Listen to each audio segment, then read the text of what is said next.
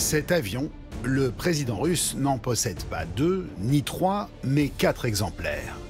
Tous gérés par le FSO, le service chargé d'assurer la sécurité de Vladimir Poutine. C'est pour ça que nous ne savons pas grand-chose sur cet avion. Tout ce qui touche au président russe, c'est top secret.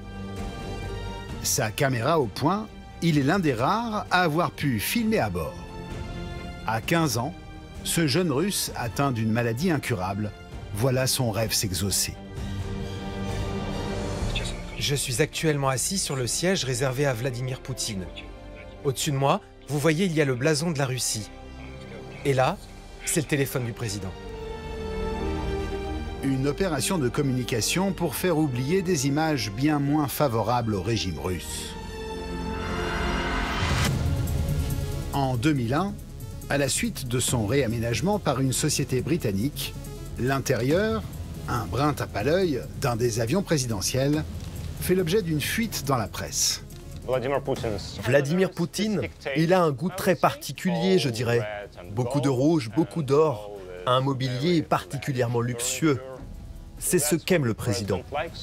C'est quand même assez baroque.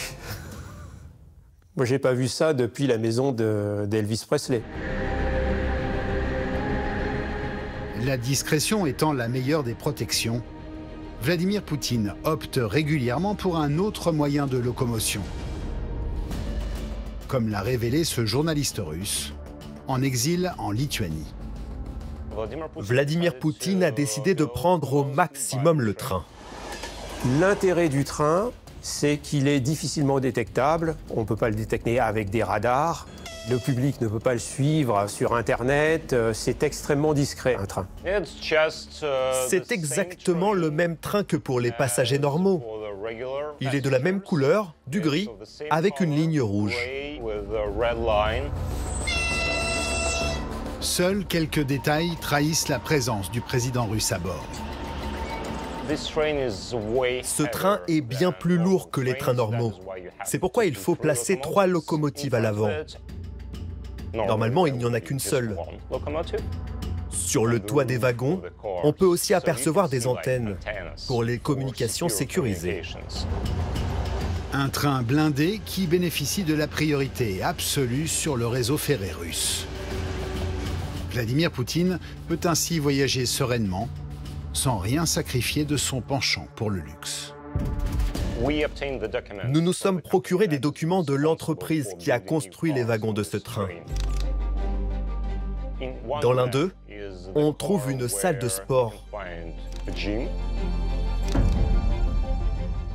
Il y a aussi un salon de beauté et toujours dans le même wagon, un sauna et un hammam.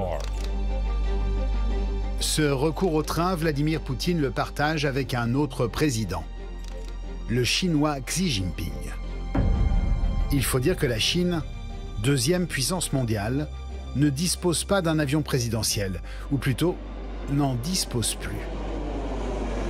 En 2001, le gouvernement chinois avait commandé un Boeing 767-300ER aux États-Unis, à Seattle. Au décollage, il y a eu des sifflements, des effets Larsen, des trucs épouvantables dans les oreilles de l'équipage. Ils vont démonter l'appareil, ils vont retrouver pas moins de 27 micros cachés dans l'avion.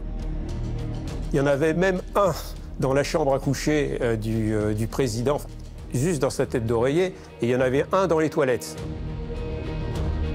Depuis cette affaire d'espionnage, plus question pour Pékin de faire voyager le chef de l'État dans un avion présidentiel.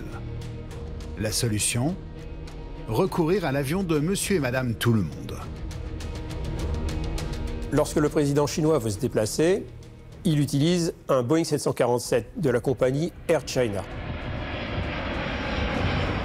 3 semaines avant le voyage, l'avion sélectionné est démonté et entièrement inspecté, centimètre par centimètre. Et avant le grand départ, la cabine du Boeing d'Air China s'offre une montée en gamme. Toutes les rangées de voyageurs sont supprimées et remplacées par une chambre à coucher, par une salle de réunion, par une cuisine. La grosse difficulté, évidemment, pour le président chinois, c'est qu'il faut un préavis, il faut une adaptation de l'avion. Il ne peut pas simplement dire « je veux décoller dans 2 heures », tel que pourrait faire le président français ou de n'importe quel autre pays. Mais pour combien de temps encore le président chinois embarquera-t-il à bord d'un avion de ligne? Qui plus est, fabriqué aux États-Unis. La Chine développe depuis quelques années un avion civil qui s'appelle le C919, qui est développé par Comac. C'est un avion de la catégorie Airbus A320, Boeing 737. Ce sont ces petits monocouloirs qui ne peuvent pas emmener un président et tout son staff. L'espoir du Parti communiste chinois, c'est le Comac C929 qui sortira en 2030. Lui pourrait traverser l'Atlantique, le Pacifique, pour aller participer à des congrès internationaux.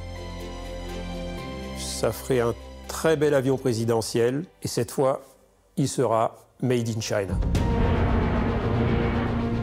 Ambassadeur volant au service des grandes puissances, l'avion présidentiel reste le moyen le plus sûr, le plus pratique et le plus confortable pour transporter les grands de ce monde. La brève expérience ferroviaire de François Hollande en atteste. Dis-moi, je serai le président qui prend le train. C'est qu'il voulait faire plus simple, faire comme tout le monde. Sur le papier, ça semble intéressant parce qu'on se dit, voilà, c'est juste un train, ça va faire des économies. Mais en réalité, c'est une décision en termes de sécurité qui est dramatique. Quand il voyage en train, il faut sécuriser son parcours sur tout le long. Donc, à chaque fois qu'il y a un pylône, un pont, n'importe où, ou alors une barrière qui se baisse, il faut mettre des gendarmes. Donc, ça coûtait hyper cher. Donc, assez vite, cette hypocrisie s'est arrêtée. De la France aux États-Unis, l'avion occupe une place indiscutable au service des présidents. Et ce, plus de 80 ans après avoir supplanté un autre moyen de transport.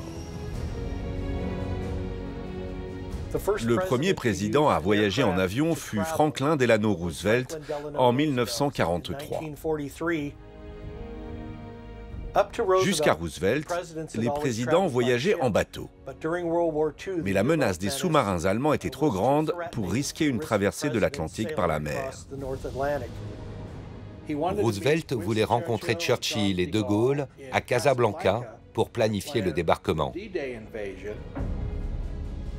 Après plusieurs escales, le vol a duré en tout 42 heures. De Roosevelt à Biden, ce sont pas moins de 15 présidents américains qui ont volé à bord d'Air Force One. Et la liste n'est pas prête de s'arrêter. Pendant son mandat, le président Obama a autorisé l'armée à acheter 2 nouveaux avions. Les nouveaux 747-800 sont plus longs, ils ont une plus grande autonomie, de nouveaux moteurs plus modernes. On ne change pas une silhouette qui marque, et encore moins un design. Le président Trump a décidé de redessiner l'avion. Il l'a fait ressembler à son propre avion, avec des couleurs plus foncées, du rouge, du blanc et du bleu. Mais ensuite, le président Biden a décidé de revenir aux couleurs de Kennedy, le bleu ciel et le blanc. Mais ce nouvel Air Force One a beau être encore en phase d'aménagement, les Américains voient déjà plus loin et surtout plus vite. Dans les 25 à 30 prochaines années, nous verrons arriver un Air Force One supersonique. Sur la scène mondiale, chaque nation veut avoir l'avion présidentiel le plus puissant, le plus impressionnant et le plus avancé technologiquement. Avec Air Force One, les États-Unis entendent bien gagner la bataille.